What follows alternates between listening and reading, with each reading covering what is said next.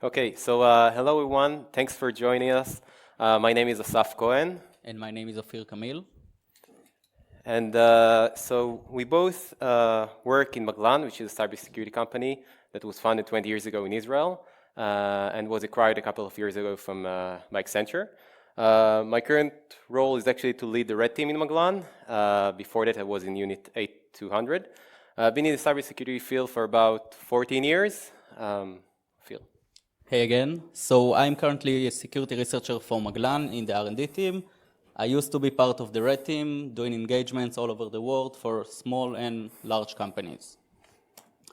So you must be asking yourself, why did we choose to do a research inside a medical facility, and especially about security of medical devices? So no. Basically, after seeing ransomware attack hit companies, we were sad, sometimes even sorry for the companies. But when it hit hospitals, we literally want to cry. And since one of our large customers is a hospital, we got a chance to do a combined research with him and actually walk around the aisles of the hospital, connecting to the network and checking all the medical devices. So after this 1 month, we can tell for sure that a hospital network is just like any other network. So management, they see patients going in, giving their money and going out. They don't need to fix anything because it's not broken. IT, well, they see their own network. They don't see the medical devices. They don't have authority over there. They see the domain environment, the servers, the workstations. Basically, for the whole medical devices and the PLCs, which we'll talk about later, we have the biotech team. Patient, when you walk into a hospital, you feel like it's the safest place there is. You don't expect anything bad to happen to you over there. You're going to a surgery to get an x-ray. You just want to go in, do whatever you need, and go out, take a beer, and go to sleep. But after 1 month, we can tell you it's a mess. So we will be talking about basically how we got inside the LAN, what's the potential attack surfaces, what security mechanisms did we see, and we're going to finish off with some self-explanatory pictures of medical devices and PLCs. So to share from our experience, basically, we do those kind of red team engagements, and what we figured out is basically that that hackers can actually have different attack vectors they can use to infiltrate the network. I would say that one of the most common ones are actually the employees of having a social engineering campaign, compromise a workstation inside the LAN, and they basically try to get in. Or, for example, the IT infrastructure, the internet-facing IP addresses, basically to try to hack those and get inside the network. You have more sophisticated attackers where they have partners.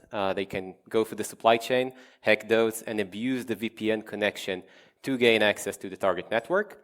You have the whole IoT area, physical presence of actually having a live RJ45 jackpots on the wall, or, for example, the Wi-Fi networks. So we thought together actually where to aim to in this assessment or in this project, basically. So what we figured out is that unlike a regular company that usually you have an office, like in a building, and you have a receptionist, and you need to have a badge to get into the office. You go to the meeting room and go out, and basically you don't see anonymous people walking around to the office, and the employees basically know one another. As opposed to a hospital, which actually the physical threat is actually much higher. Hospitals are actually public buildings that people go in and out every day. It's pretty common to see people walking around the aisles, and you don't really ask them any questions. For the hospital point of view, the management want to have people approaching, getting treatment, and going out. So for us, basically, to go for this attack vector, which has more probability as opposed to other businesses, it pretty much was a needed thing for us. So we found out many things along the way. The first thing that we did actually, when we started this on day one, we went to the client. Actually, we went to the room of the IT manager. We took down our bag, we opened up the laptop, and then we do what we all do first thing in the morning: drop everything and go grab a cup of coffee. So we went to the cafeteria.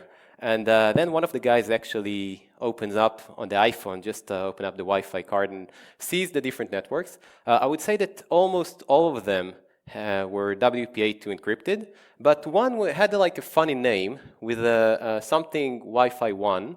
And we saw this looks weird, so we actually opened up a laptop connected to this open Wi-Fi in the cafeteria, and we saw the IP configuration and the DNS suffix that was like, wait, it can't be in the LAN that easily. So immediately went to the IT manager. We say, how come you have an open Wi-Fi in the cafeteria? He was like, can't be, no way, no way. So he went with us, and we actually were able to identify a router that was connected to the LAN, actually exposing the LAN to anyone in the cafeteria. So that was actually one thing. Later on, we're going to discuss about how it relates to more things that we saw that were weird and unexpected in the network.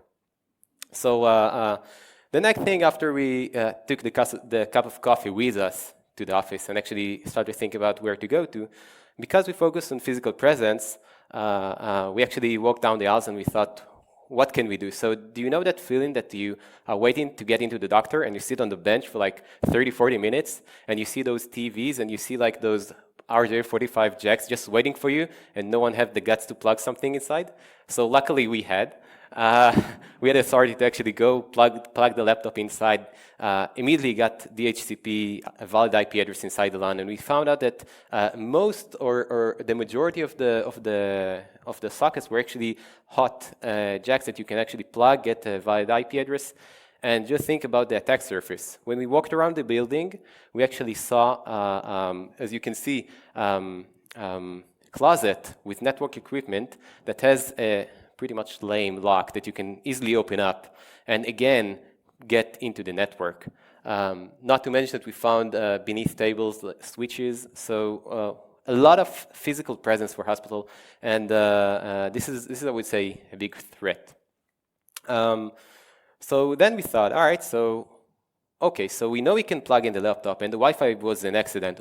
Obviously, it's always an accident, and it shouldn't be there. So we thought, all right, so what other devices can we hack? And we just walked in the aisle and we saw the TV and we said, okay, that's nice. And then we saw something that just, was pretty much demanding. So when we walk into the hospital, in every aisle, basically, you have this machine, a kiosk machine, that you type in your ID and then you get a number for the line to wait for the doctor. So I said, okay, so this is a device that if the client would have implemented a NAC solution, this device is actually pre-authorized. And we figure out, so how does this device actually do that? Probably has some kind of a backend or a database behind it. So we need to examine that. So actually, this finger is Ofir's finger. Yes, look at that. Apparently, pretty easily, if you're going to do a long press, you get like the right-click button. And by applying actually simple kiosk hacking techniques, you get a command line prompt from that machine. So obviously you type in ipconfig from this device. And sorry for the blur, but the next phase actually, after you're able to execute commands, actually apply the AT command, who am I, and then you find out that you are running on top of Windows 7. The user is actually already logged onto the machine. I don't know why, but it has local administrative privileges on this kiosk. And if you type out "who am I," you actually get to see that this is part of the domain.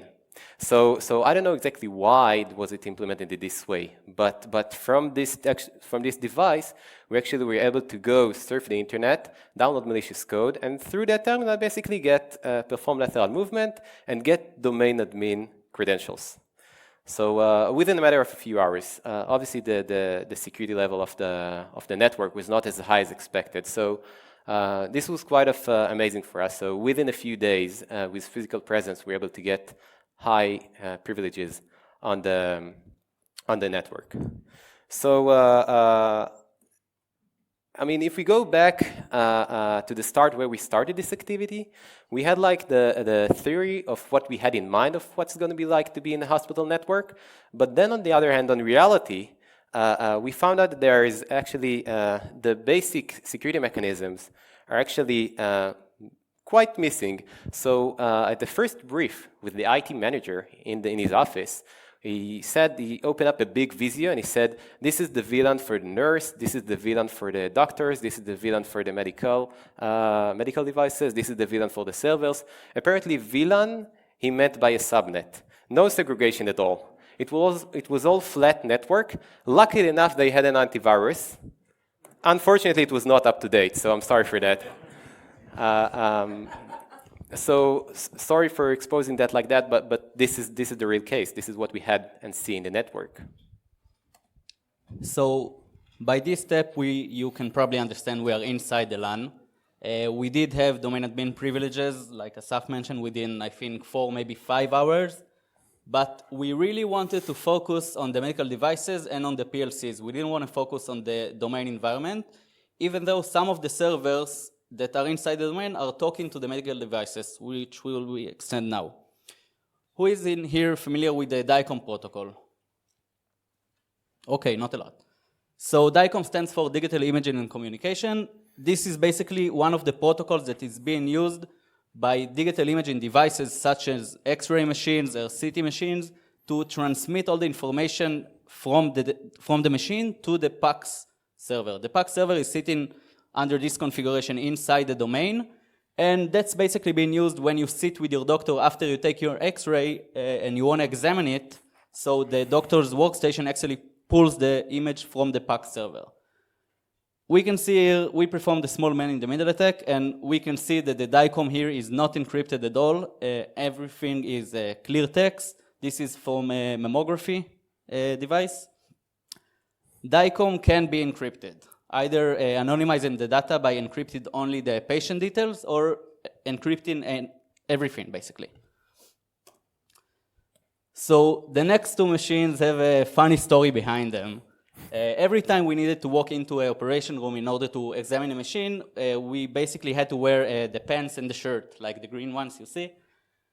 Only this time, just before walking inside the operation room, they also gave us mouth covers and hats. So we didn't quite understand why, only until we went inside to a live operation.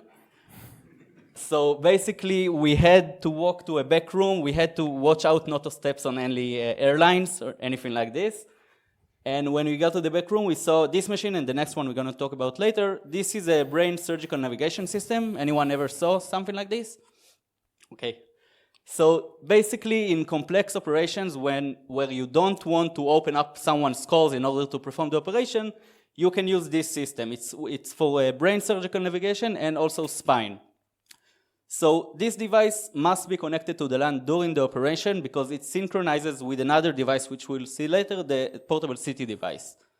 We did have only physical access for this device. We saw OpenSSH port from the network, but we didn't perform any brute force attacks because we figured out the password is going to be easy, but we don't want to do it. What we were able to find, for our surprise, is that after popping up a terminal on the device physically, it's talking to Google. I mean, it can talk to Google. It sending ping and respond. So we took that screenshot to the biotech, the head of the biotech, and asked him, how is it possible? And his answer was, well, that's not possible. We deleted the DNS servers. True story. Yeah. So that's me. Moving on to the next device, this is basically the same device. It just split it into two devices in order to be more portable. This is a portable CT device, which is also it was in the same room. It's been used in the same operations. It's synchronizing between the CT and the navigation system in the complex operations.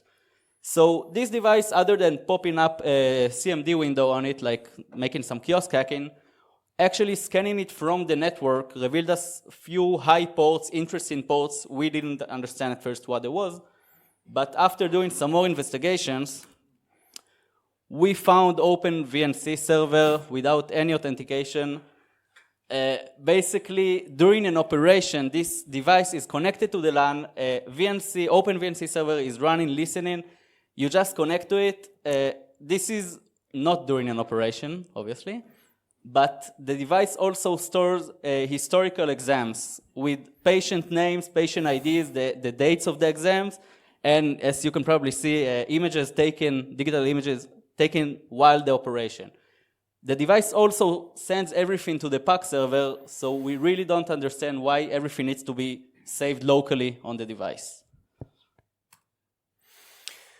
So at that point, basically, we said, all right, we found many things. Among the different devices that we found many PLC devices. PLC are devices that actually control other devices, pretty known in the OT networks. So, for instance, just to show you an example of what actually those PLC can control, of which kind of systems. So in here you can see basically two systems. On the right-hand side you can see the front end of an air conditioning system to the operation room. Okay, so you have the surgery room and you have the air conditioning to those rooms. You see here the temperatures. And so example, in this system, the backend rely on PLC to control that. Another example is actually on the left side. You can see the gas pumps of the oxygen and other medical gas. This is again being controlled by the PLC that can turn them on and off. So from a network perspective, this is what we see basically. So in here you can actually see the physical PLC device as being on the different in the server room. And you can see the wires that can actually turn on and off the device. And you would expect this kind of device to be quite dumb, I would say, but doesn't host a lot of services. But from a network perspective, this device actually have a lot of services that are open up. For example, if you're going to go with your browser to port 80 and surf in plain HTTP, not encrypted to this device, you actually have this view. Okay, so in the browser you can actually have an emulation of the device itself, and those buttons on the browser actually are emulation, because when you click it, it physically actually gonna be presented on the physical PLC. So we had one actually playing with the browser buttons, and we can actually see the PLC arrow going up and down. So just to recall about what we started at, having a open Wi-Fi in the cafeteria, and we connected that and the network is flat, just imagine what impact can it have for someone to log into the Wi-Fi network on the cafeteria and actually connect to the PLC devices that control the gas pumps. But obviously, in order to actually turn things on and off, you got to go to the system configuration, הגדרות מערכת, which is in here. Sorry for the Hebrew. But once you try to get into the system configuration, you have a technician passcode that you need to insert.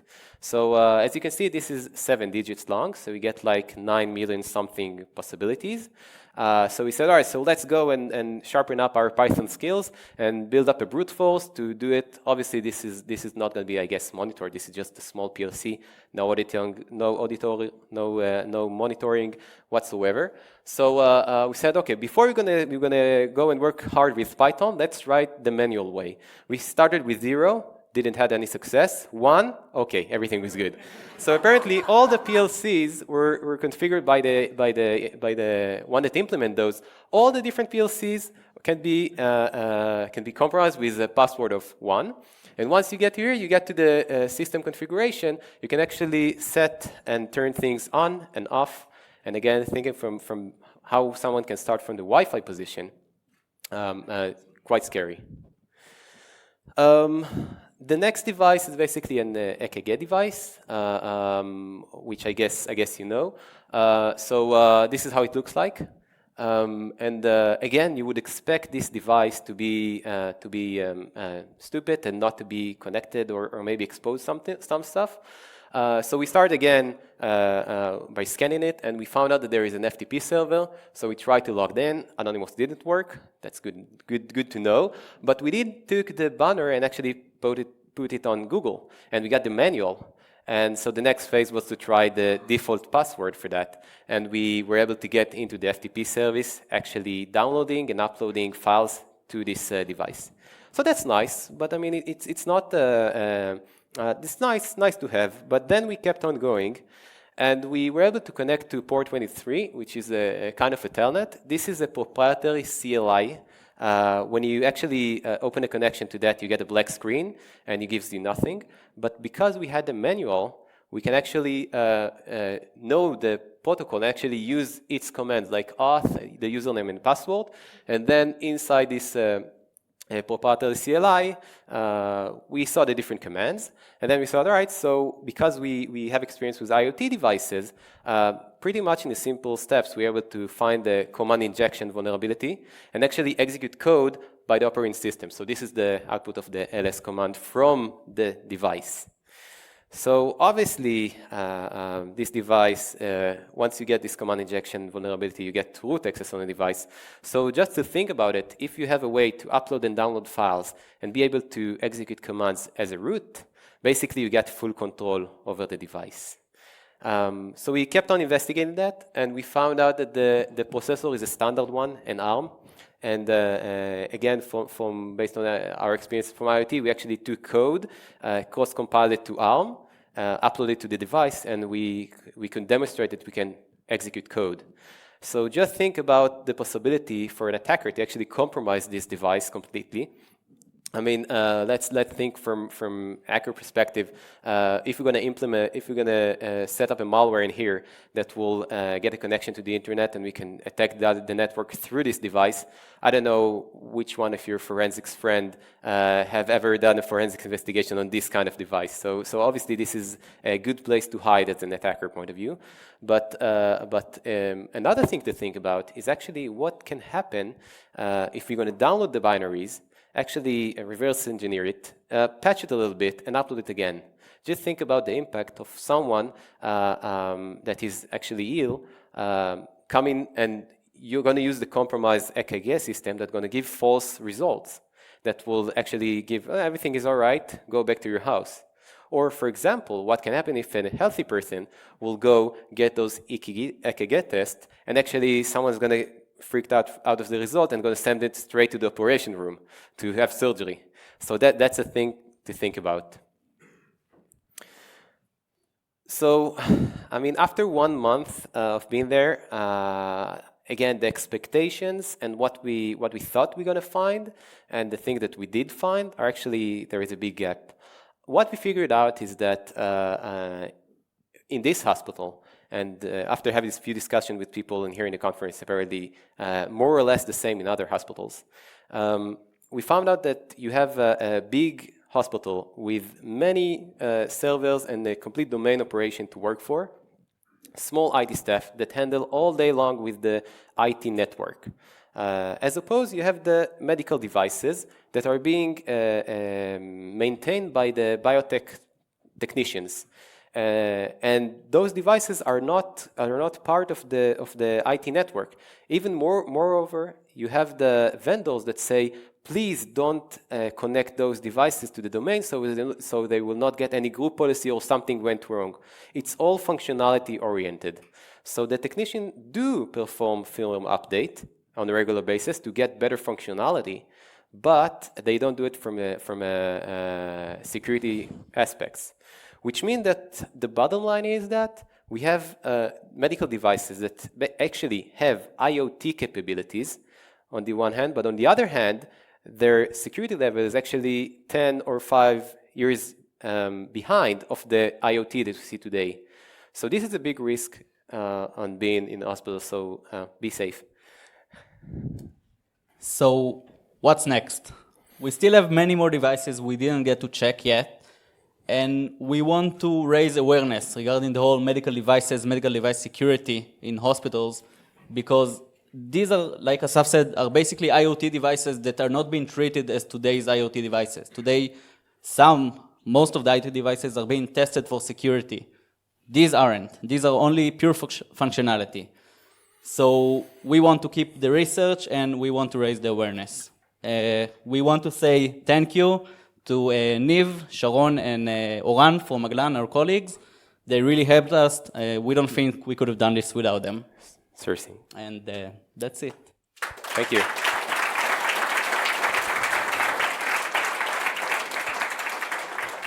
Thank you, Asaf and Ofir. Do we have any questions for them? They're all shocked. Yeah, I think they're all Here you shocked. got one. There's a question, yeah.